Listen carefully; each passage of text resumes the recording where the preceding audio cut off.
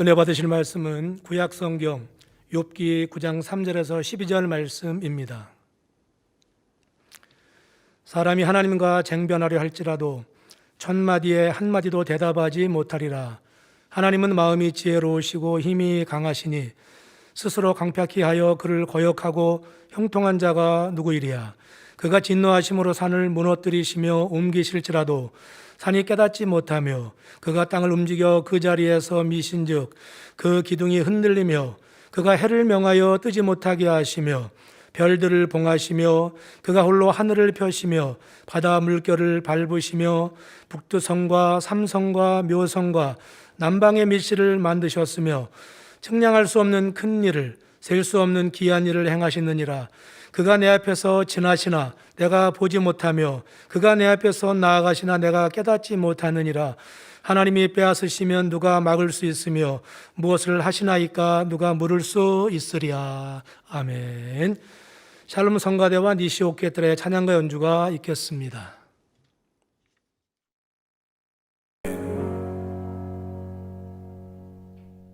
아멘. 당회장 직무대행 이수진 목사님께서 욥기 강의 19번째 예정이 하나님으로 오해하는 욥의 제목으로 말씀을 증거해 주시겠습니다. 특성으로 영광 돌려주신 손영락 장로님 감사드립니다. 강단 헌화 소개합니다. 헌화자는 1대대 육교구 류현정 3번 집사님이십니다. 늘 좋은 것 주시는 아버지 하나님께 감사드리며 보혈의 피를 흘려주시고 구원해 주신 주님의 사랑에도 감사드립니다. 5년 전 목자님의 기도로 건강상의 문제를 해결받고 지킴받을 수 있었습니다. 죽을 수밖에 없었던 저에게 새 생명 주시며 신앙생활을 더 뜨겁게 할 수 있게 해주심에 감사하여 강단 헌화를 올려드립니다. 네, 감사합니다. 사랑하는 성도 여러분, 지난 시간 욥의 친구 빌닷은 욥아 하나님께 빌고 구해라. 회개하고 돌이켜라. 내가 청결하고 정직하게 행하면 하나님께서 너를 돌아보시고 형통케 하실 것이다 권면했습니다. 그러나 욥은 이러한 권면을 듣지 않았고 여전히 자기 변명만 하는 것을 볼 수 있었습니다. 오늘도 욥의 자기 주장은 계속되며 심히 교만함으로 하나님을 오해하는 말들을 쏟아냅니다. 하나님을 무서운 하나님으로 표현하며 비진리의 말로 하나님을 원망하지요. 이것이 바로 연단이 계속될 수밖에 없는 이유인 것입니다. 참 회개는요, 이유와 변명이 없어집니다. 참 회개를 하기 전에는 제가 이래서 범죄했고 저래서 이렇게 악을 행했고 하는 여러 가지 이유를 대거든요. 그런데 참 회개가 되면 다 내 잘못이다 되니 어떤 이유 변명이 없어지는 거예요. 철저히 깨어지는 것이고 그때부터 아버지 하나님의 긍휼과 사랑이 임하는 것이지요. 그동안 당회자님께서는 우리를 향한 하나님의 깊은 사랑을 세세히 알려주셨고 또한 놀라운 권능을 통해 살아계신 하나님을 만나고 체험할 수 있게 해주셨습니다. 그러면서 어둠이 조금 더 없으신 빛 자체이신 하나님의 말씀대로 순종하며 살아야 함을 가르쳐 주셨지요. 말씀대로 순종하면 응답과 축복을 받아 형통하나 불순종하면 어려움과 시험 환난 중에 거할 수밖에 없음도 말씀해 주셨습니다. 가끔 신앙인들, 교회들에서 축복 주시는 하나님, 우리를 위해 십자가 지신 구원의 주님, 그 사랑을 강조합니다. 예, 당연히 강조해야 하고 그로 인해 우리는 구원받았고 하나님의 사랑으로 은혜로 천국에 갑니다. 이것이 교회 나오는 신앙의 기본이에요. 하지만 이제 기본이고 기초적인 신앙생활을 이루었으면 성장하여 하나님께서 버리라 하시는 죄에 대해서도 가르쳐야 하고 이렇게 죄를 짓고 악을 행하면 아무리 구원받았어도 사망으로 멸망으로 갈 수 있다라고 하는 하나님의 깊은 뜻을 성경에 기록하신 아버지의 그 많은 가르침을 배우고 알고 깨우쳐 주어야 합니다.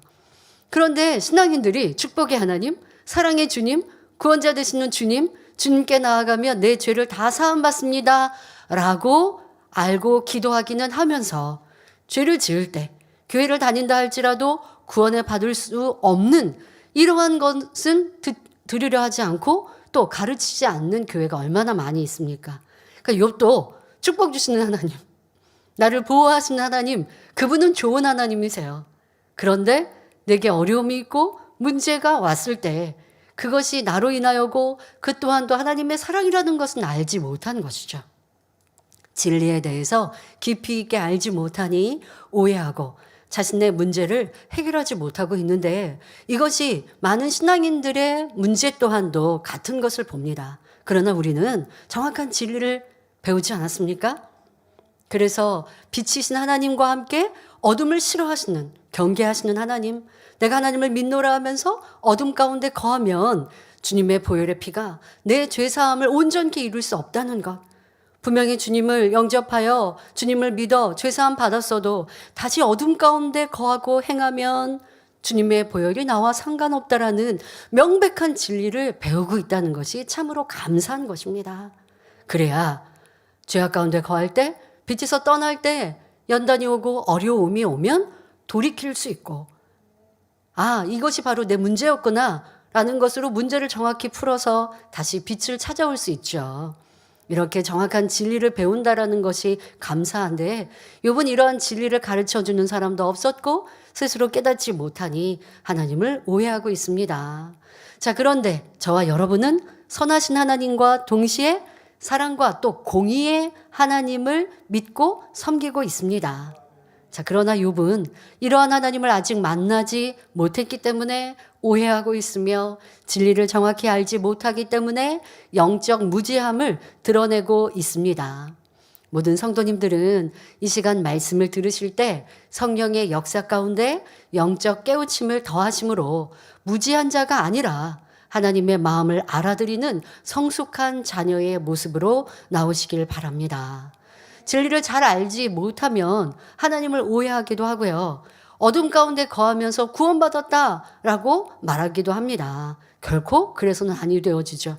내가 구원의 유무를 정하는 것이 아니고 정확한 성경의 하나님의 말씀 안에 답이 있는데, 한쪽은 알고 다양한 그 양면성의 하나님의 공의는 알지 못하면 사망의 길로 가면서 구원받았다라고 착각해서는 아니 될 것입니다. 오늘도 말씀 안에 그런 아버지의 깊은 진리가 담겨져 있으니 여러분 신앙 안에 또 여러분의 마음에 있는 깊은 악을 깨우치고 발견하는 시간이 되시기를 바랍니다. 본문 욥기 9장 3절부터 4절에 사람이 하나님과 쟁변하려 할지라도 천마디에 한마디도 대답하지 못하리라. 하나님은 마음이 지혜로우시고 힘이 강하시니 스스로 강팍히 하여 그를 거역하고 형통한 자가 누구이랴. 욥은 말하고 있습니다. 쟁변하다는 말은 다투어 변론하다라는 뜻입니다. 피조물인 우리는 감히 창조주 하나님과 쟁변할 수 없으며 하나님 앞에 오직 순종과 경외만 있어야 합니다. 왜 그래야 할까요? 하나님은 우리를 만드신 창조주이시며 빛 자체이시고 완전한 분이시기 때문입니다. 디모데전서 6장 16절에 오직 그에게만 죽지 아니함이 있고 가까이 가지 못할 빛에 거하시고 아무 사람도 보지 못하였고 또 볼 수 없는 자신이 그에게 존귀와 영원한 능력을 돌릴지어다 했고, 요한일서 1장 5절에 하나님은 빛이시라 그에게는 어두움이 조금도 없으시니라 했습니다. 또 신명기 32장 4절에 그는 반석이시니 그 공덕이 완전하고 그 모든 길이 공평하며 진실 무망하신 하나님이시니 공의로우시고 정직하시도다 말씀한 대로 하나님은 공의로운 분이십니다. 출애굽기 33장 20절에 내가, 곧 하나님께서 지금 모세 선지자에게 말씀하십니다. 모세, 내가 내 얼굴, 바로 하나님의 얼굴을 보지 못하리니 나를 보고 살 자가 없음이니라 하신 대로 어둠이 있는 우리 피조물은 감히 하나님을 바라볼 수도 없을 만큼 크고 위대한 분이십니다. 이처럼 하나님은 거룩하시고 공의로우시며 흠과 점도 없으신 분이신데, 한낱 피조물에 지나지 않는 우리가 하나님 앞에 무엇을 따지고 쟁변할 수 있겠습니까?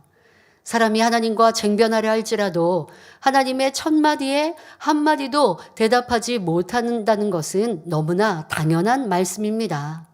그런데 여기에서 욥이 어떤 의미에서 이러한 말을 하고 있는지 알아야 합니다. 지금 말은 맞는 진리의 말을 하는 것 같은데 욥은 그런 마음으로 말하고 있지 않습니다. 자, 욥은 자신이 지혜롭다고 생각하고 있었지만 하나님과 견주어 볼 때는 지혜롭지 못하다는 것을 알고 있었습니다.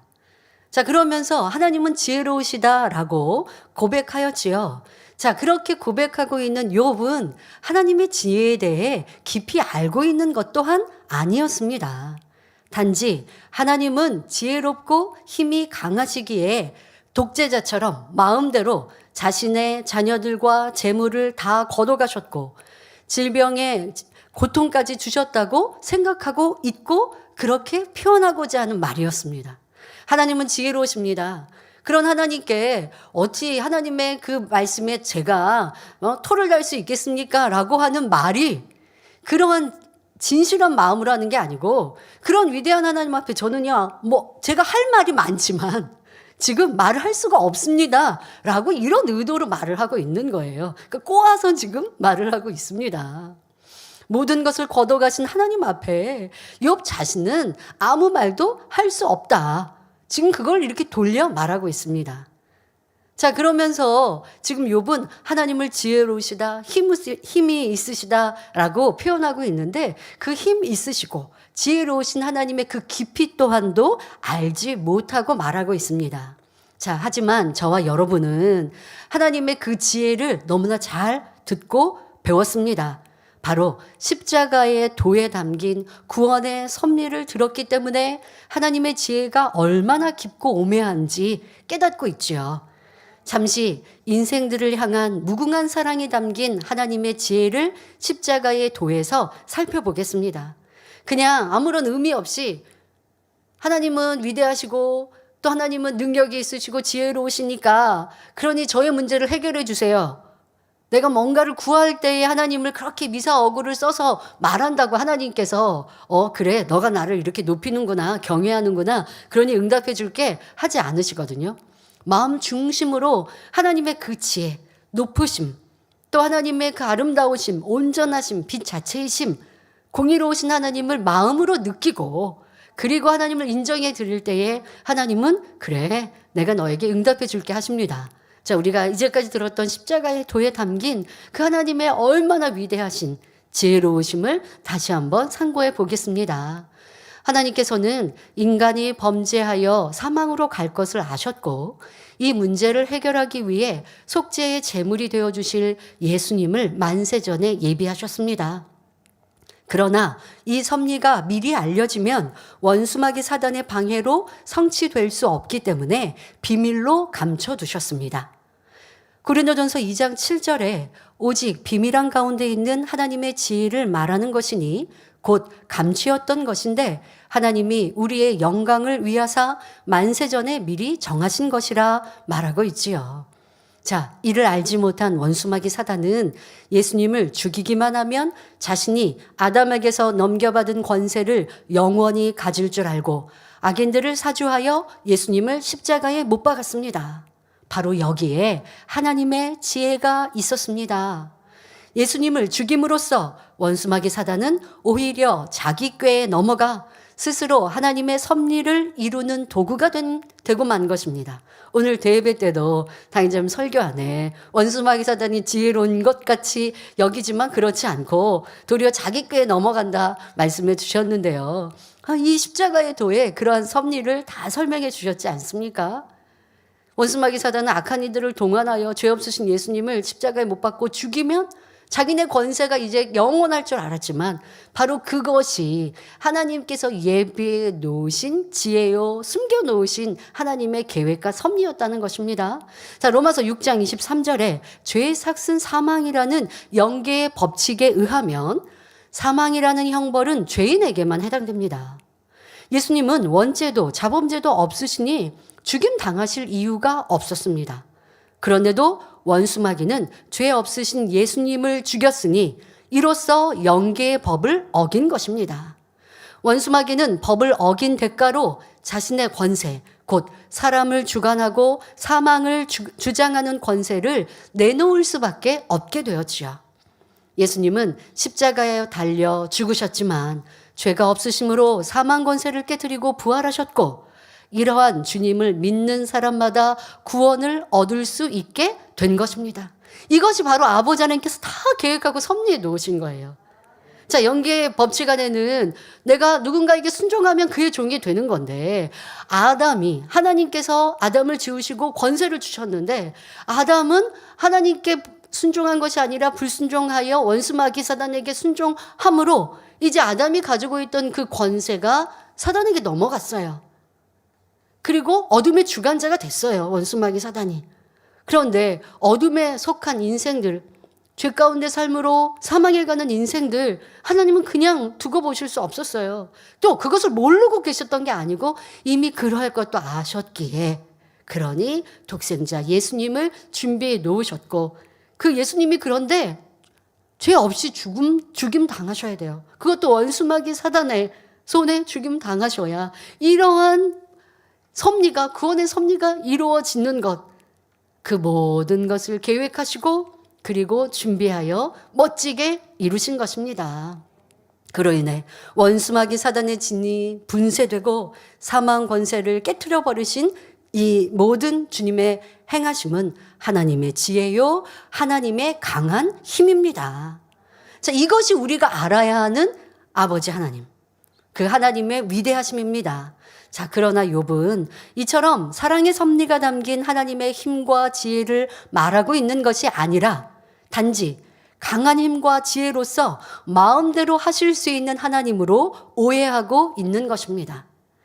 그래서 만일 사람이 강하고 지혜로우신 하나님 앞에 마음을 강팍하게 하여 거역한다면 형통치 못하다 말하고 있는 것이지요.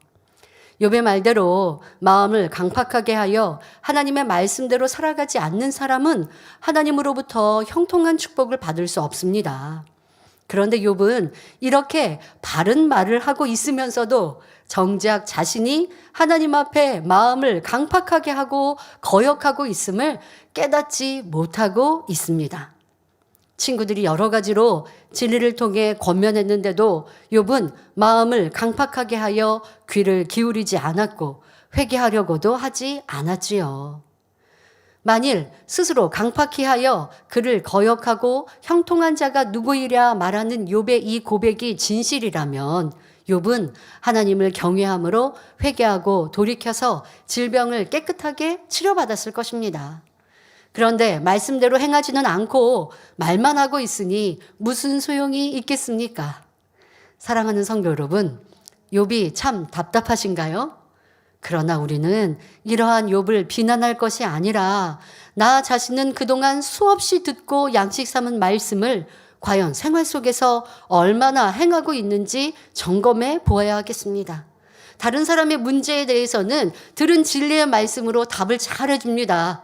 그런데 실상 내게 그런 어려움이 오면 말씀은 온데간데 없이 불평하고 원망하고 사람 탓, 환경 탓, 누구 탓, 내가 이래서 이렇게 힘들어, 저 사람만 없으면, 저 사람이 해결되면 나도 너무나 기쁘고 즐겁고 충만하게 신앙생활 할 것 같은데 라고 말하고 있다면 욥과 다를 바 없는 것이지요. 그것을 깨달으라고 이 욥기 강해를 우리에게 풀어주신 것입니다.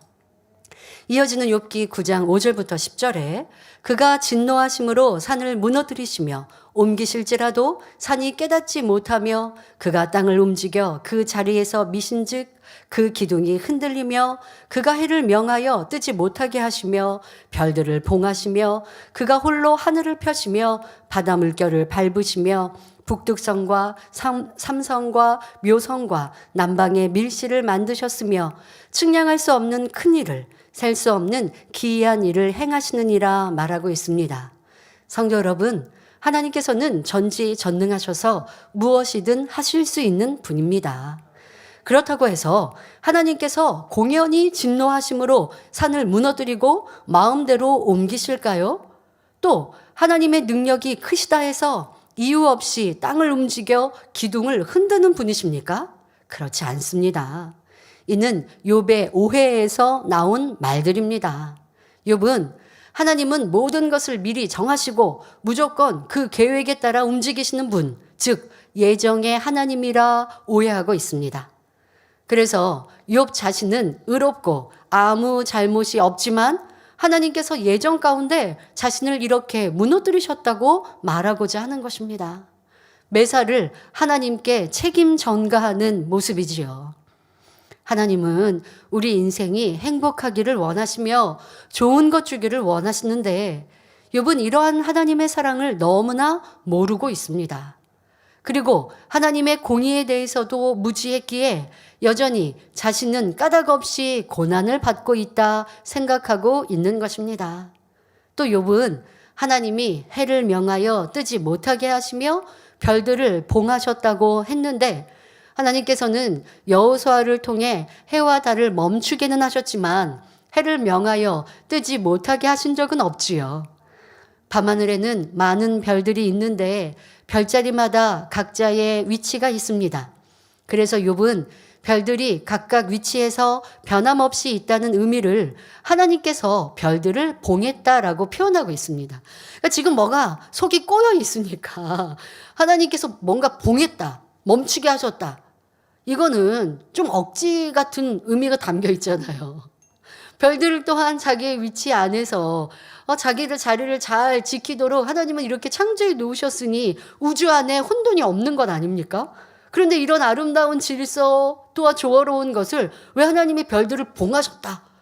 이렇게 강한 하나님으로 하나님 마음대로 하시는 하나님으로 이렇게 표현합니까? 우리가 생각과 마음이 꼬이면요 그래요. 좋았던 것도요. 내 마음이 안 충만하면 이상하게 말하고 표현할 때에 감정이 섞여서 말하죠. 지금 욥이 딱 그리하고 있습니다. 자, 욥의 말대로 하나님께서는 홀로 하늘을 펼치셨습니다. 그런데 욥은 마치 하나님의 주권으로 아무렇게나 만들어 놓으신 것처럼 표현하고 있지만 하나님께서는 아무런 이유 없이 펼치신 것은 하나도 없습니다. 화가가 그림을 그릴 때 의미 없이 붓을 움직이지 않는 것처럼 하나님께서는 별 하나까지도 영계의 법칙에 맞추어 적절한 위치에 두셨습니다. 하나님의 섭리 가운데 이 땅에서 인간이 경작받아 나갈 수 있도록 인생을 위하여 해와 달과 별 등을 만들어 놓으신 것이지요.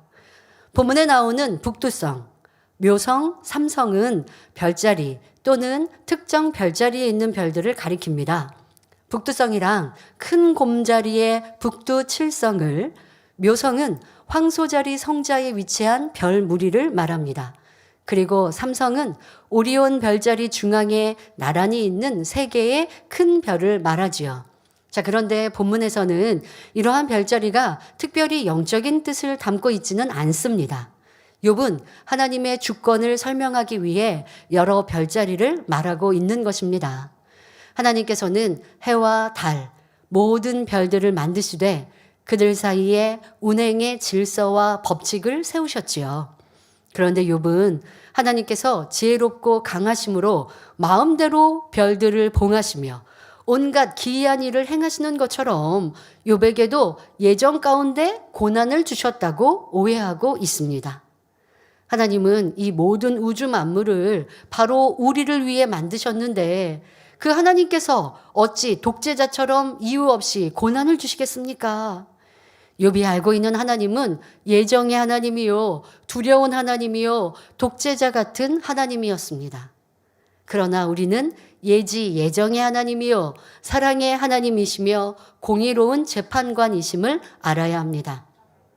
공의하면 두렵고 무섭게 느껴졌던 단어였습니까? 그러나 공의를 정확하게 알면 사랑과 공의, 그래서 그 안에서 우리에게 응답도 축복도 허락하시는 하나님임을 정확히 알아갈 때 두려운 하나님이 아니라는 것을 알게 되어졌지요. 그리고 그 공의가 있기 때문에 우리도 우리를 지켜갈 수 있고 더 빛 가운데 진리 가운데 살아갈 수 있게 됐다라는, 그래서 그런 섭리 가운데 아버지 하나님께서 인간 경작하고 계시고 그러하니 공평하신 하나님이라는 걸 알고 있습니다. 자, 그렇게 여러분들이 정확한 진리를 배웠다라는 것, 그 진리의 깊이가 얼마나 깊은지 그것을 또한 느끼시고 또 그런 공의로운 하나님을 안다면 그 하나님의 뜻 가운데 더 사는 우리가 되어야겠습니다. 자, 여기서 잠시 예정과 예정의 차이점에 대해 알아보겠습니다. 지금 욥은 예정의 하나님으로 오해하고 있다라고 말씀을 드렸는데요. 무엇이 올바른 것인지 여러분들은 알고 계시죠? 바로 예지, 예정의 하나님이십니다. 자, 그 예지와 또 예정과 예지, 예정의 차이가 무엇인지 설명하겠습니다. 예정론에서 말하고자 하는 것은 하나님께서 이미 인류 역사와 인생의 생사화복 등 모든 것을 정해 놓으셨기 때문에 우리의 구원 역시 이미 정해져 있다고 주장합니다. 그래서 문제는 한번 구원받았다고 정해지면 그것이 끝까지 유효하다고 말하는 것입니다. 그럼 우리는 구원받았습니다. 그러면 이제 천국 가는 길, 그래서 다시 오시는 주님의 품까지 안겨야 합니다. 그런데 내가 빛에서 떠나면 구원이 유효합니까? 다시 구원의 길에서 떠날 수 있습니까? 내가 구원의 길을 가다가 그 길에서 반대로 가면, 사망의 길로 가면 구원과 내가 상관이 없는 것이거든요. 근데 예정론은 한번 구원받은 것이 정해졌으면 그러면 끝까지 유효하다, 구원받는다라고 말하고 있습니다. 그럼 여기서 어떤 문제가 나옵니까? 내가 범죄했는데, 잘못했는데 구원을 받는다. 그 뭐라고 가르쳐? 회개할 거니까. 회개할 거다. 하나님이 정해 놓으셨으니까 그런 사람은 어느 때가 되면 회개하고 돌이켜서 또 구원받을 수 있다. 그럼 내 마음대로 내 뜻대로 살다가 내가 주님 오시기 전에 나는 회개하고 돌이켜서 구원받을 거야. 너무나 진리하고 반대 아닙니까? 그래서 내 뜻대로 내 마음대로 살다가 주님 오시는 그때 그냥 회개하고 돌이켜서 구원받겠다. 이런 억지가 어디 있습니까? 자, 반대로 예지, 예정이란 하나님께서는 모든 것을 예지하시기에, 즉 미리 아시기 때문에 그에 맞추어 모든 것을 정해 놓으신다는 것입니다. 자, 앞서 여러분들 십자가의 도 설명을 드렸지 않습니까? 하나님께서는 선악과를 만들어 놓으셨습니다. 그리고 따먹지 말라고 하셨어요. 그럼 하나님께서 아담이 이 선악과를 따먹을 걸 모르셔서 만들어 놓으신 겁니까? 그러면은 모든 것을 아시는 예지하시는 하나님이라고 말할 수가 없어요. 그러면 아시면서 만들어 놓으셨다면 왜 하나님께서 그렇게 따먹을 걸 알면서 따먹지 말라고 가르치시고, 그리고 따먹을 걸 알면서 왜 만들어 놓으셨나? 너무 우리가 헷갈려요. 이 성경의 복음을, 십자가의 도를 듣기 전에는 너무 헷갈리는 거예요. 자, 그런데 하나님은 아셨지만 그러니 예정해 놓으신 것이 무엇이냐? 자, 아담이 따먹어서 사망으로 멸망으로 인생들이 가는 것을 아셨으니 독생자 예수님께서 우리를 위해 아무런 죄 없으신 예수님께서 십자가를 지심으로 구원의 길을 열어 놓으실 이 또한도 예정해 놓으신 거예요. 그러니까 이렇게 예지 예정으로 하나님의 지혜를 펼치셨고 오래 참으셨고 인간 경작을 계획하여 적절한 때에 모든 것을 이루어 가시는 하나님, 지혜의 하나님, 공의로우신 하나님, 예지 예정의 하나님이십니다. 자, 만일 욥의 말처럼 예정의 하나님이시라면 모든 사람의 구원의 여부는 이미 정해져 있기 때문에 구원받기 위해 노력할 필요도 없습니다. 그러나 하나님은 자신의 뜻에 따라 무조건 정해놓은 대로 행하시는 분이 아닙니다. 그렇다면 인간에게 자유의지를 주실 이유가 없지요. 구원받을 사람을 미리 선택하신 것이 아니며 누구든지 자유의지 가운데 구원의 테두리 안에 들어오면 구원받을 수 있도록 정해놓으신 예지, 예정의 하나님임을 알아야 하겠습니다. 너는 구원받고 너는 구원 못 받아 이렇게 정해놓으신 게 아니라 구원의 테두리를 정해놓으신 하나님이세요. 예정해 놓으신 그 하나님은 구원의 테두리, 예수 그리스도를 영접하고 그 진리의 말씀대로 살아가면 구원받는다. 이것을 예정해 놓으신 하나님이신 것이지 너는 구원받고 너는 구원 못 받아 이것을 정해 놓으신 하나님이 결코 아닙니다. 자, 또 본문에서는 남방의 밀실을 만드셨다라고 했는데 여기서 남방의 밀실이란 이 땅 어딘가에 실제로 존재하는 장소는 아닙니다. 욥이 볼 때 북쪽보다는 남쪽이 따뜻하고 꽃도 많이 핍니다. 또 남쪽에서 훈훈한 바람이 불어오니 욥은 아마도 남방에는 풍요롭고 아름다운 밀실이 있나 보다라고 생각했던 것입니다. 그래서 하나님께서 남방에 밀실을 만드시고 측량할 수 없는 큰 일을, 셀 수 없는 기이한 일을 행하셨다 표현하는 것이지요. 성경을 보면 애굽에 내린 열재앙을 비롯하여 홍해가 갈라지고 여리고성이 무너지는 등 하나님께서 행하신 기이한 일들을 많이 볼 수 있습니다. 인간 경작이 시작된 이후 지금까지 하나님께서 행하신 기이한 일들이 얼마나 많이 있겠습니까? 성경에 기록되어 있는 놀라운 일들뿐 아니라 다 우리가 알지 못하는 일들은 구원받아 천국에 가면 또 배우고 또 여러분들이 직접 영상으로 볼 수 있으니 또 그날도 기대가 됩니다. 자, 그뿐 아닙니다. 지금 이 시대에도 이 재단을 통해서 수많은 기사와 표적, 희한한 일과 기이한 일들을 펼치시는 하나님입니다. 자, 여러분들 기억하시죠? 인도 성회시. 자, 인도의 첸나이의 당회장님께서 성회를 이루시러 가시는 약속이 되어져 있었는데요. 당회장님께서 공항에 도착하셨는데, 자, 이전에는 없었던 좀 다른 일이 벌어졌습니다. 당회장님이 공항에 도착하시는데 많은 인파가 당회장님을 환영하지 않습니까? 그런데 비가 내리시는 거예요. 자, 비가 이렇게 오시는 광경은 별로 없습니다. 왜? 우리도 이동할 때 불편하지만 환영회로 오신 분들이 불편하잖아요. 그러니 비가 오실 때도 비를 그쳐주시는데 이때는 지금 비가 내리십니다. 공항에 많은 분들이 환영객으로 나와주셨는데요. 그런데 이상하게도 비를 맞고 있는 그분들이 너무나 행복하고 좋아하고 보통 비가 오면 좀 피한다든가 할 텐데 지금 여러분 화면에 보시는 것처럼 당회장님 강사님이 가시는 그 차를 막 따라서 오면서 사람들이 행복해하고 좋아하고 환영을 합니다. 자, 그리고 당회장님이 이루신 집회의 날도 중간 날에 비가 많이 내렸는데요. 거기 모여있던 인파들이 어떤 분들은요, 저도 직접 보았는데요. 입을 벌리면서 그 비를 막 이렇게 마시면서 기도를 받는 이러한 모습도 보았습니다. 요동하지 않고 저 비를 맞으면서 기도를 받으시고 하셨습니다.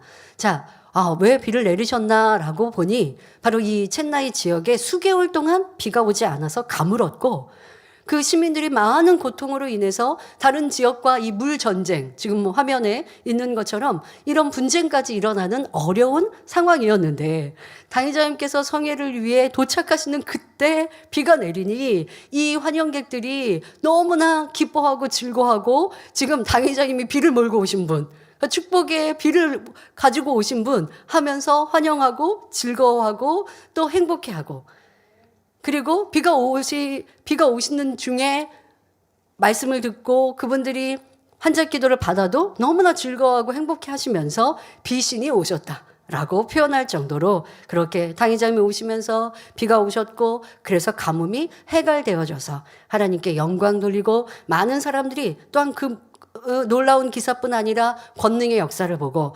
개종하고 구원에 이르는 것을 여러분 보셨습니다.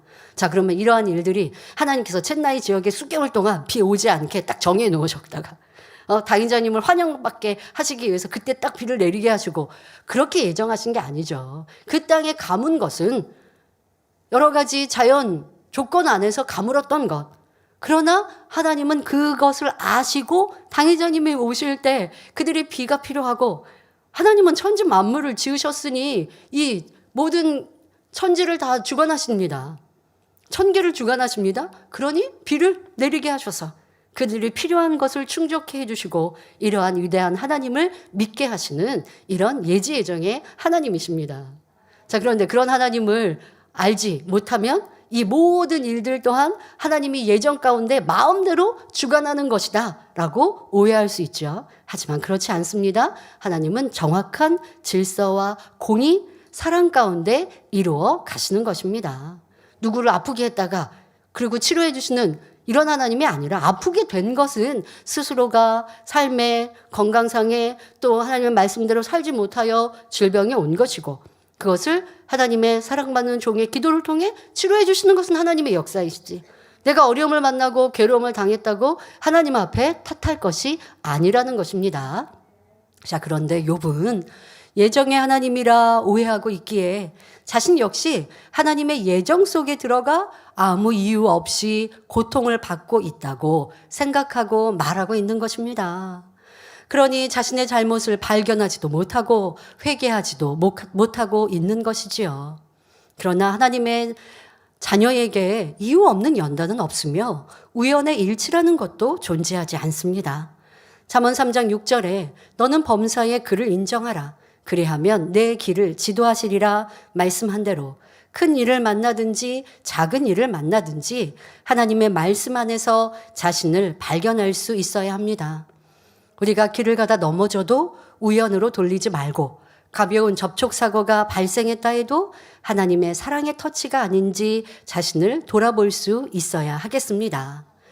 욥은 측량할 수 없는 기이한 일을 행하시는 권능의 하나님을 위대하신 분, 어미하신 분, 두려운 하나님으로 알았지만 사랑과 공의의 하나님에 대해서는 알지 못했습니다. 그래서 영적 무지함 가운데 계속하여 옳지 않은 말을 하고 있습니다. 욥기 9장 11절부터 12절에 그가 하나님이 내 앞으로 지나시나 내가 보지 못하며 그가 내 앞에서 나아가시나 내가 깨닫지 못하느니라. 하나님이 빼앗으시면 누가 막을 수 있으며 무엇을 하신나이까 누가 물을 수 있으랴 말합니다. 욥은 하나님이 본인 앞에 지나가셔도 알지 못하고 느끼지도 못한다 말하고 있습니다. 자, 그럼 성도님들은 만일 하나님께서 여러분의 앞으로 지나가신다면 깨닫지 못하시겠습니까? 우리가 마음 문을 열고 주님을 구세주로 영접하면 성령을 선물로 받게 됩니다. 성령을 받은 사람이라면 하나님께서 임재하실 때 느끼고 깨달을 수 있습니다. 직접 내 눈으로 보지 못한다 할지라도 마음으로, 영으로 느낄 수가 있지요. 성령 시대의 지금은 하나님께서 직접 임재하시는 일은 적지만 성령의 역사를 통해 하나님을 느끼게 해주십니다. 무엇보다도 구원의 확신이 생기고 기도의 응답을 체험하니 기쁨과 소망이 넘칩니다. 성령님은 누구보다도 우리와 가까이 계셔서 말할 수 없이 따뜻한 사랑으로 안아주시며 세상이 줄 수 없는 기쁨과 평강을 부어주심으로 하나님의 사랑을 느낄 수 있습니다. 이뿐 아니라 직접적인 체험도 합니다. 성령이 충만히 역사하시면 방언의 은사도 임하고 유창한 방언도 합니다. 성령의 불세례가 임하면 뜨거움도 느끼며 치료도 받고 각종 은사도 받는 등 영적인 체험도 하지요. 말씀 안에 살아가는 만큼 성령의 역사 가운데 진리와 비진리를 구분할 수 있는 분별력도 생겨납니다. 또한 우리는 하나님의 자녀가 되었기 때문에 하나님께서 불꽃 같은 눈동자로 지켜 보호해 주신다는 것을 알고 믿습니다. 우리의 머리털까지 세고 계신다는 것도 알고 있지요. 이처럼 우리는 하나님께서 지나가시면, 즉 성령이 역사하시면 느끼고 깨달을 수 있습니다. 그러나 욥은 이러한 체험이 없고 느껴본 적도 없기 때문에 그가 내 앞으로 지나가셔도 보지 못하며 깨닫지 못한다 말하고 있는 것입니다. 욥은 또한 하나님이 자신의 자녀와 재물과 건강을 다 빼앗아 가져가셨으니 나쁜 하나님이라고 말하고 있습니다. 그렇지만 그 하나님께 대해 하나님 무엇을 하시나이까? 어떻게 이처럼 막무가내로 빼앗아 가실 수 있습니까? 라고 물을 수도 없다고 원망하고 있는 것입니다. 성도 여러분, 하나님께서는 자녀들의 것을 빼앗아 가는 분이 아니십니다. 구하면 주시고 찾으면 찾게 해주시고 두드리면 열어주신다고 약속하셨는데 욥은 지금 정반대의 말을 하고 있습니다. 하나님께서는 자녀들이 큰 일이든 작은 일이든 하나님께 묻기를 원하시며 하나님께서 주시는 응답을 받아 형통하기를 원하십니다. 그래서 아모스 3장 7절에 주 여호와께서는 자기의 비밀을 그 종 선지자들에게 보이지 아니하시고는 결코 행하심이 없으시리라 한 대로 앞일을 선지자에게 알려주시고 행하시는 분이십니다. 사랑하는 자녀들에게는 꿈이나 환상, 성령의 음성, 영감으로 교통을 이루며 역사해 가시지요. 성경에는 아브라함이나 모세, 다윗 등 하나님께서 사랑하는 사람들과 대화하신 장면이 기록되어 있습니다. 하나님께서 소돔과 고모라 성에 악이 관영하자 그곳에 심판이 있을 것을 아브라함에게 미리 알려주셨습니다. 창세기 18장 20절부터 21절에 하나님께서 아브라함에게 말씀하시기를 소돔과 고모라에 대한 부르짖음이 크고 그 죄악이 심히 중하니 내가 이제 내려가서 그 모든 행한 것이 과연 내게 들린 부르짖음과 같은지 그렇지 않은지 내가 보고 알려 하노라 말씀하셨지요. 소돔과 고모라 성에는 아브라함의 조카 롯이 살고 있었기 때문에 아브라함을 생각하시어 소돔과 고모라의 심판을 미리 알려주신 것입니다. 그러자 아브라함은 하나님 앞에 거듭하여 소돔 성을 위해 간구하였습니다. 처음에는 의인 50인이 있으면 그로 인해 소돔을 멸하지 마실 것을 간구하였고, 다음에는 45인, 40인, 30인, 20인, 마침내는 10인까지 내려가지요. 아브라함이 간절한 사랑으로 간청하니 하나님께서 감동을 입으시고 그의 요청대로 들어주겠다고 약속하십니다. 이처럼 하나님은 사랑의 간구, 의인의 간구를 들으시고 응답해 주시며 우리의 물음에 귀찮아하는 것이 아니라 오히려 귀 기울이시고 자상하게 답해 주시는 분이십니다. 자, 그러니 여러분들이 하나님 앞에 구할 때 왜 나에게는 응답이 없지? 하나님이 내 소리를 듣지 않으시나? 오해하시면 안 됩니다. 자, 분명 하나님은 응답해 주시는 분. 더더욱 조카 롯의 문제를 가지고 아브라함이 하나님께 구할 때에 하나님은 싫다 하지 않으시고 들어주시고자 이렇게 애쓰시는 사랑의 하나님, 긍휼의 하나님이십니다. 자, 그런데 나는 왜 구하여도 응답 없을까요? 이 또한 여러분들이 진리 안에 답을 얻을 수 있는 것이죠. 의인의 간구일 때 하나님은 그 간구에 응답하셔서 내 가족, 내 주변을 위해 중보하는 기도를 응답해 주시는 것이지, 내 문제 또한도 하나님과 죄의 담이 없어야 응답받는 것이지, 죄의 담이 있을 때에는 하나님께 아무리 구해도 답을 얻을 수 없는 것입니다. 또한 여러분들이 내 주변을 위해 가족, 일가, 친척을 위해 기도하신다 할지라도 내가 의인 되어 하나님께 구하여야 아브라함처럼 조카 롯을 구원할 수 있는 것이죠. 이렇게 정확히 진리는 말씀하여 주시는데 내가 진리를 알지 못하면서 하나님이 내 기도에 응답 안 하셨어, 왜 하나님은 나를 싫어하시나 미워하시나, 이렇게 오해하시면 안 된다는 것입니다. 자, 다윗도 범사에 하나님께 여쭙습니다. 이 일은 어떻게 될까요? 이번에는 제가 어떻게 할까요? 라고 여쭙고 또 답해 주시면 그대로 순종하였습니다. 자, 이렇게 행할 때마다 전쟁에서 이기고 형통한 길로 갈 수 있었지요.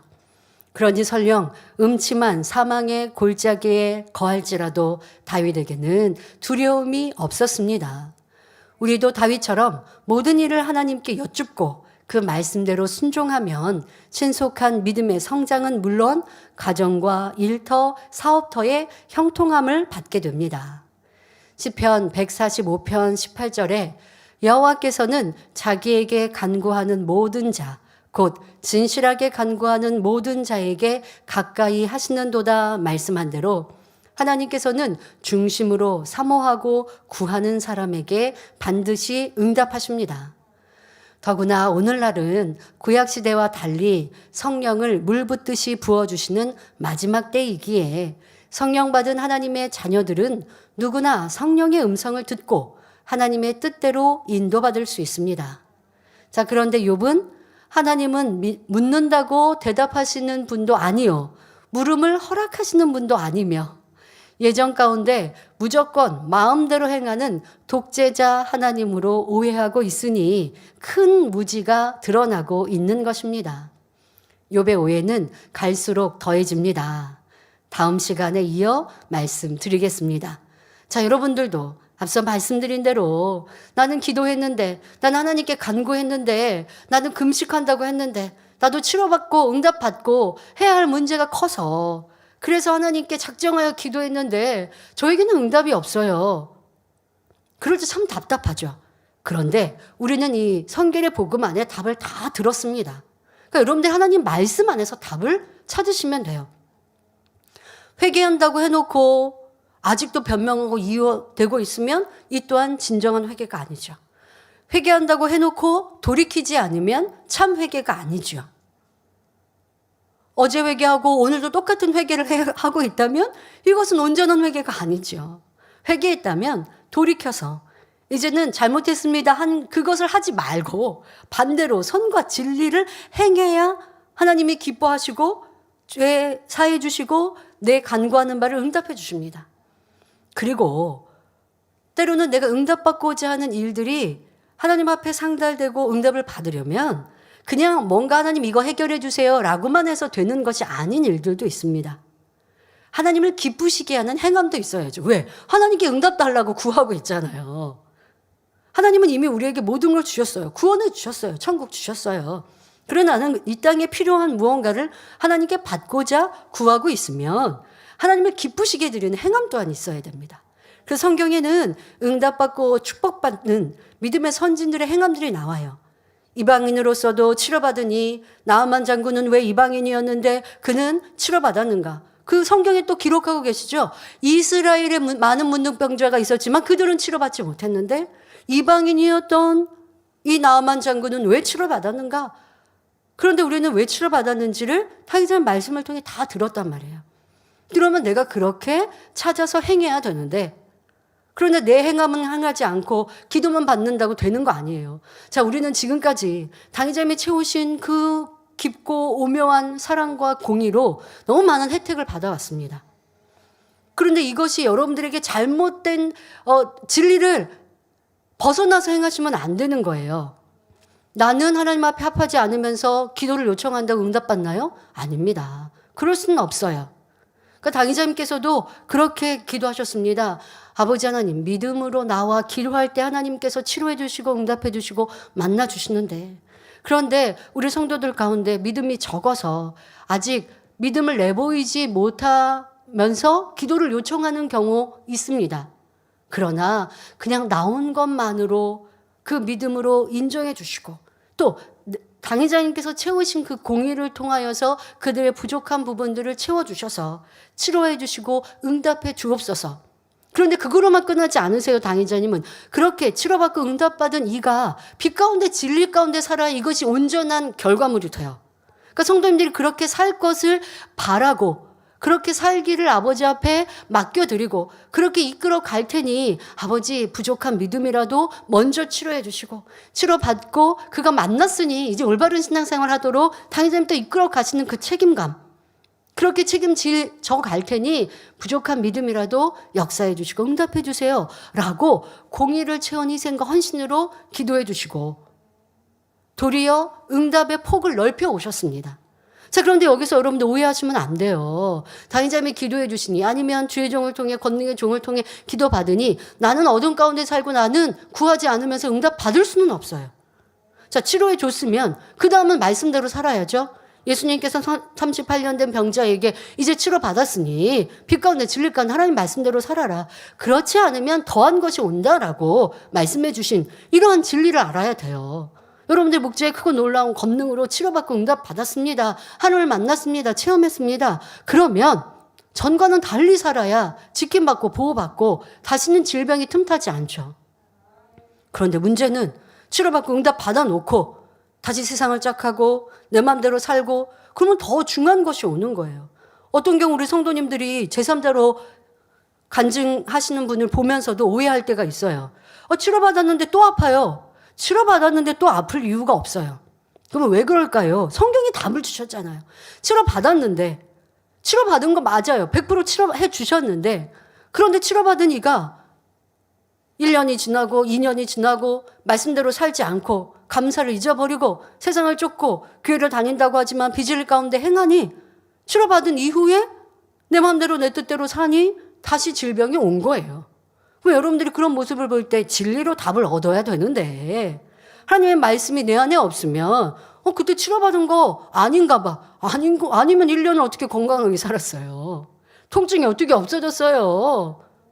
치료받았는데 받고 나서 그 감사가 변함없이 살아야 건강한데 그런데 다시 내가 죄악 가운데 살면 분명히 다시 더 큰 병이 올 것을 더 중요한 것이 온다라고 말씀하시는 것이 주님의 말씀이었고 진리입니다. 그러니까 여러분들이 진리를 알지 못하면 하나님의 영광을 가리거나 판단하고 또 정죄하고 그래서 또 내 입으로 죄를 쌓는 이런 일들이 있어서는 안 되는 것이고요. 이 재난을 떠난 이들이 그렇게 말하면 안 되죠. 전에 치료받았잖아요. 그래서 건강하게 살았잖아요. 그런데 내게 또 질병이 왔어요? 그럼 자신을 돌아봐야 되는데 그때 치료받은 게 아니라고 말하면 아닌 거예요?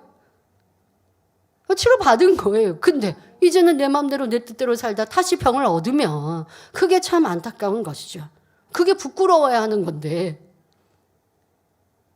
자, 이러한 하나님의 진리를 정확하게 알지 못하면 내가 잘못해놓고 하나님 앞에 또 교회 앞에 불평하고 원망해서도 아니 되는 것이고 지금까지 쌓았던 충성을 다 깎아버려서도 아니 되는 것이죠. 지금 욥이 진리를 정확히 알지 못하니 하나님을 오해하여서 예정하신 하나님, 나의 이런 어려움도 하나님이 예정해 놓으셔서 나를 이렇게 괴롭게 하고 힘들게 하시는 하나님 이렇게 판단하고 있는데요. 여러분들의 삶 안에서도 이러한 무지함이 내게 얼마나 많이 있었는지를 깨닫고 철저히 회개하고 돌이키며 이젠 하나님이 원하시는 진리의 사람, 빛의 사람으로 나와야 할 것입니다. 사랑하는 성도 여러분, 욥은 하나님을 오해하여 자신이 당한 괴로움과 고통은 하나님께서 정하셔서 주신 것이니 나는 어찌할 도리가 없다 하며 여전히 자신이 옳다 주장하고 있습니다. 연단 중에 있는 성도들의 모습이 이러한 것을 볼 수 있습니다. 나는 잘못한 것이 없는데 이런 오해를 받고 공격을 받는다 하며 원인을 다른 사람과 주변 환경에서 찾으려 하며 불평, 원망하지요. 진리의 말씀을 들어서 알기는 하지만 내가 당한 현실이 너무도 힘들어서 기뻐할 수도, 기도할 수도, 충성할 수도 없다 말하기도 합니다. 하지만 이렇게 머뭇거리면 괴로움은 더해지고 문제는 해결되지 않습니다. 우리는 욥의 모습을 통해 지혜로운 자로 나와야 합니다. 모든 문제의 원인을 내 안에 죄악에서 찾고 회개하고 돌이켜야 하지요. 그럴 때 사랑의 하나님은 만나주시고 용서해 주시며 치유해 주십니다. 우리는 이 과정을 통해 변화되고 하나님의 사랑을 체험해 가는 것이고요. 여러분, 우리가 주님을 만나 변함없이 진리 가운데만 살고 아멘하고만 순종하면 좋지만 인생이 그렇지 못하잖아요. 진리를 들었어도 불순종할 때도 있고 자기를 주장할 때도 있고 그리고요, 우리 인생은요, 나를 너무 사랑하거든요. 누가 나를 괴롭히면요, 대항하고 싸우고 불평하고 원망하고 속상해하는 분들 그거 다 자기 사랑에서 나오는 겁니다. 힘든 분들 다 자기 사랑에서 나오는 거예요. 자, 이렇게 우리를 사랑하고 있는 모습 안에 진리를 사모한다고 하지만 비진리를 선택하는 일들이 있습니다. 그러나 하나님은 그 비진리를 선택하는 나에게 깨우쳐 주시고 깨닫게 하시고 또 내 안에 성령님께서 공고함으로 내 잘못을 알려주세요. 또 내가 이렇게 비진리를 선택함으로 인해서 내 주변의 환경과 조건을 통해 어려움을 당하게 됩니다. 또 원수마귀사단이 그리하는 것이고요. 자, 이때 여러분들이 불평, 원망이 아니라 저 사람 때문에, 이 환경 때문에, 누구 때문에가 아니라 모든 문제의 원인을 자기에서 찾고 회개하고 돌이키고 내가 빛 가운데 진리 가운데 살지 못한 것, 나는 죄 안 지었는데요 하지 마시고요. 진리와 선을 알면서 사랑을 알면서 행하지 못하면 이 또한도 여러분들 죄예요. 선을 알면서 선을 쫓지 않으면 이거 죄인 거예요. 죄라 성경은 말씀하고 계시죠. 기뻐해야 되는 거 알면서 기뻐하지 못하면 이거는 죄 아닙니까? 자, 이러한 여러분들로 진리로 나를 비추어서 찾아가고 돌이켜가면 그것은 그 어려움이 그냥 해결되는 거 끝나는 게 아닙니다. 내가 더 변화되어서 믿음이 성장해 갈 수 있는 것이죠. 이것이 아버지 하나님께서 우리를 인간 경작하시는 방법이니 그 안에서 더 성장해가는 우리 모두가 되시기를 바랍니다. 그런데 그리하지 않고 여전히 자신이 옳다 고집하며 어둠 가운데 행하면 어려움과 문제는 해결되지 않는 것뿐 아니라 그러다가 결국 멸망의 길로 갈 수도 있음을 알아야 합니다. 그러니 우리는 이 말씀을 자신에게 대입하여 더 낮아지고 깨어지는 시간이 되시기를 바랍니다. 그리하여 하나님의 긍휼과 사랑을 깊이 느끼며 중심에서 감사할 수 있는 참 자녀로 나오시기를 주님의 이름으로 축원합니다. 말씀 상고하시면서 함께 기도하시겠습니다. 좋으신 아버지 하나님, 오늘은 욥이 하나님을 예정의 하나님이라 오해하고 힘 있으시고 지혜로우신 하나님이 그 힘과 지혜로 나를 괴롭게 하고 어렵게 한다라고 판단하는 말, 그로 인하여 시험을 자초하고 있는 안타깝고 어리석은 모습을 살펴보았습니다. 바로 이것이 나의 모습은 아닌가를 돌아보게 하여 주옵소서.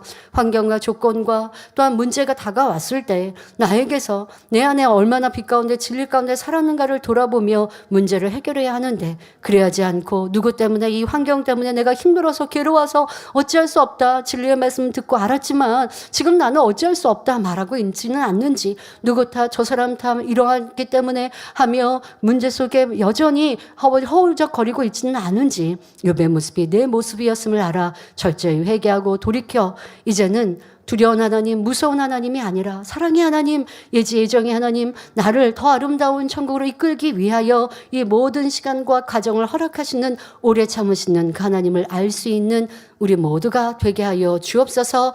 이런 귀한 말씀 주심에 감사합니다. 더 사랑의 하나님을 느끼는 모든 성도님들로 축복하옵소서. 감사드리며 우리 주 예수 그리스도의 이름으로 기도하옵나이다. 아멘. 당의자인 배 환자를 위한 기도를 받으시겠습니다. 아픈 것이냐 연약한 곳에 손을 얹고 기도 받으시고, 아프지 않은 분들은 가슴에 손을 얹고 마음의 소원을 내 믿음으로 기도 받으시기 바랍니다. 할렐루야. 전능하신 사랑의 아버지 하나님, 이 시간 기도 받는 모든 성도님들 위해 안수하여 주옵소서. GCN과 인터넷과 화상을 통해 기도 받는 지교회와 지성전, 그리고 전 세계 하나님의 자녀들 위에도 시공간을 초월하여 역사하여 주시기를 원합니다. 믿어지는 믿음을 주시고 부정적인 생각과 의심의 세력을 물리쳐 주옵시며 모든 시험 환난도 물리쳐 주옵소서. 머리부터 발끝까지 오장육부, 뼈, 마디마디, 온몸의 신경, 조직, 세포 등 아픈 곳마다 성령의 불로 태우시고 근본의 빛으로 역사하여 주옵소서. 예수 그리스도의 이름으로 명하노니 원수마귀 사단, 모든 질병, 균, 연약함아 물러가라. 빛이여 임하라. 모든 불치, 난치병도 성령의 불로 태워 깨끗하게 역사하여 주옵소서. 말라리아를 비롯한 모든 풍토병도 물리쳐 주옵소서. 감기, 기침, 열, 몸살, 독감 등 각종 유행성 질병도 다 물러가라. 어떠한 유행성 질병, 균도 틈타지 않게 지켜 주옵소서. 위암, 폐암, 간암, 유방암, 자궁암, 대장암, 피부암 등 각종 암과 에이즈, 백혈병, 뇌졸중, 고혈압, 저혈압, 심장병, 폐병, 위장병, 당뇨, 부인병, 피부병, 갑상선 질환과 모든 염증도 깨끗게 하여 주옵소서. 소아마비, 중풍, 관절염, 디스크도 온전케 하여 주옵소서. 요통, 두통, 신경통을 비롯한 모든 통증은 사라질지어다. 간질, 자폐증, 우울증, 조울증, 노이로제 등 모든 정신질환도 물러가라. 모든 마비된 것도 풀어지고 일어나 걷고 뛸지어다. 눈도 잘 보이게 하옵시고 귀도 잘 들리게 하여 주옵소서. 소경은 눈을 뜨고 기머거리는 들으며 벙어리는 말할지어다. 각종 사고, 후유증도 깨끗게 하시고 부러진 뼈도 붙여 주옵소서. 화상 입은 것도 온전케 하옵소서. 화기야 물러가라. 열도 물러가라. 아버지 흉터도 나지 않게 역사해 주시기를 원합니다. 마약을 비롯하여 각종 약물과 독극물 중독도 깨끗함을 입을지어다. 죽은 신경과 세포가 살아나며 죽은 자도 살아나게 하여 주옵소서. 잉태의 축복도 주시기를 원합니다. 잉태 축복을 받으라. 예수 그리스도의 이름으로 명하노니 원수마귀 사단아, 하늘 공중 곳에 잡은 악의 영들아 물러가라. 그의 사자들도 물러갈지니라. 이 땅의 악한 영, 더러운 영, 거짓되고 간사한 영, 이간질하고 미혹하는 모든 어둠들은 물러가라. 모든 흉악의 결박을 풀고 어둠아 물러가라. 빛이여 임하라. 아버지 하나님, 부르짖어 기도할 수 있는 능력을 주시고 죄를 버리고 성결될 수 있는 능력을 주옵소서. 영혼이 잘됨같이 범사에 잘되게 하시고 가정의 복음화도 이루어 주시기를 원합니다. 한 주간도 모든 사고와 재앙으로부터 지켜주시고 불통이 없는 형통한 삶을 살 수 있도록 축복해 주옵소서. 성령의 불담으로 천군 천사와 주님의 불꽃 같은 눈동자로 모든 하나님의 자녀들과 가정, 일터, 사업터를 지켜주시기를 원합니다. 학생들에게 지와 명철을 더하시고 공부도 할 수 있는 뜨거운 마음과 열정도 더하여 주옵소서. 마음과 생각을 세상에 빼앗기지 않도록 지키시고 하나님을 뜨겁게 사랑하는 학생들로 축복하여 주옵소서. 하나님의 자녀들이 먹으나 마시나 입으나 무엇을 하든지 하나님 앞에 영광 돌리는 삶이 되게 축복하여 주시기를 원합니다. 나는 하나님을 만났노라, 체험했노라, 응답 받았노라, 축복 받았노라, 간증하는 입술이 되게 역사하여 주옵소서. 아버지 하나님 감사합니다. 홀로 영광 받으옵소서. 우리 주 예수 그리스도의 이름으로 기도하옵나이다. 아멘.